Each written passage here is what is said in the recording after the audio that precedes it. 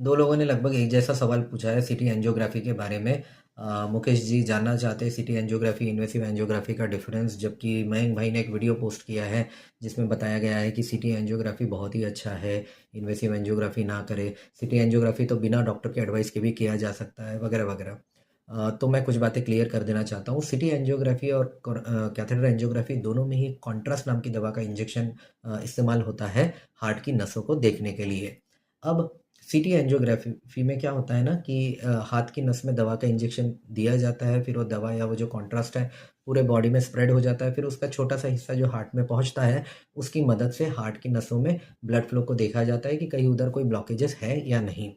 दूसरा, जो catheter angiography होता है उसमें एक ट्यूब का इस्तेमाल होता है जो हाथ की नस को हार्ट की नस से कनेक्ट करती है। इस ट्यूब को हम कैथेटर कहते हैं। अब इसका फ़ायदा ये होता है कि हाथ की नस में जो दवा का या कॉन्ट्रास्ट का इंजेक्शन दिया जाता है वो पूरे बॉडी में स्प्रेड नहीं होता है, सीधा इस ट्यूब की मदद से हार्ट की नसों में पहुंच जाता है और वहाँ पर वो बहने लगता है और उसके बाद स्कैनिंग के ज़रिए हार्ट में उसका फ्लो देखा जाता है, कोई ब्लॉकेजेस है या नहीं वो वहाँ पर पता किया जाता है।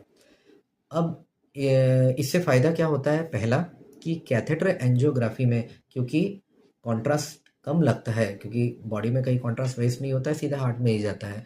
तो उस वजह से जो कॉन्ट्रास्ट के प्रॉब्लम्स हैं जैसे किडनी को डैमेज होना या कॉन्ट्रास्ट के वजह से बॉडी में एक्सेस फ्लूइड जमा होना, ये सारे जो प्रॉब्लम्स हैं वो नहीं होते हैं। और दूसरी बात कि जो कैथेटर एंजियोग्राफी है उसकी एक्यूरेसी ज़्यादा होती है, क्योंकि कैथेटर एंजियोग्राफी में हमें वीडियोस रिकॉर्डेड मिलते हैं हार्ट में ब्लड फ्लो के, जबकि सीटी एंजियोग्राफी में इमेजेस होती है। अब फाइनली मैं ये बताना चाहूँगा कि सीटी एंजियोग्राफी और कैथेटर एंजियोग्राफी इनमें भी अच्छा या बुरा ऐसा कुछ नहीं है।